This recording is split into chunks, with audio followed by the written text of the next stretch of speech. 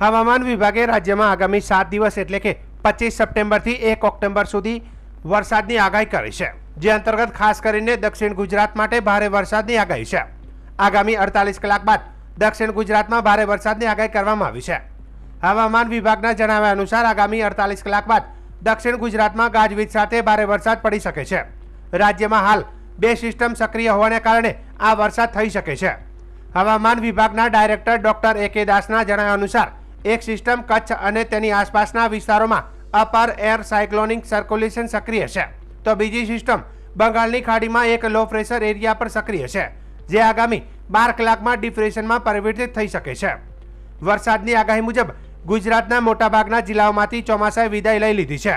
અમદાવાદ સહિત વલ્લભ વિદ્યાનગર અને સૌરાષ્ટ્ર કચ્છના વિવિધ જિલ્લાઓમાંથી દક્ષિણ પશ્ચિમ ચોમાસું વિદાય લઈ ચૂક્યું છે.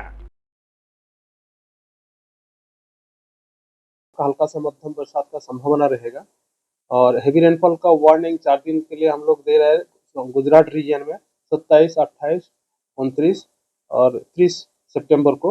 मेनली गुजरात रीजन के जो साउदर्न डिस्ट्रिक्ट्स है इसमें येलो वार्निंग के साथ आइसोलेटेड प्लेसेस में हेवी रेनफॉल का वार्निंग दिया गया है. और जो हमारा सौराष्ट्र कच्छ के लिए हेवी रेनफॉल वार्निंग अगले 3 दिन के लिए दिया गया है, उसमें 28, 29 और 30 सितंबर को heavy rainfall warning yellow warning के साथ आइसोलेटेड प्लेसेस में पूर्वानुमान दिया गया है. थंडरस्टॉर्म वार्निंग अब हम दिए हैं 3 दिन के लिए 27, 28, 29 आपका गुजरात रीजन के लिए और 28, 29 आपका सौराष्ट्र कच्छ रीजन के लिए थंडरस्टॉर्म वार्निंग दिया गया है. और अहमदाबाद के लिए आज लाइट रेन का पूर्वानुमान है, जनरली क्लाउडी स्काई भी रहेगा.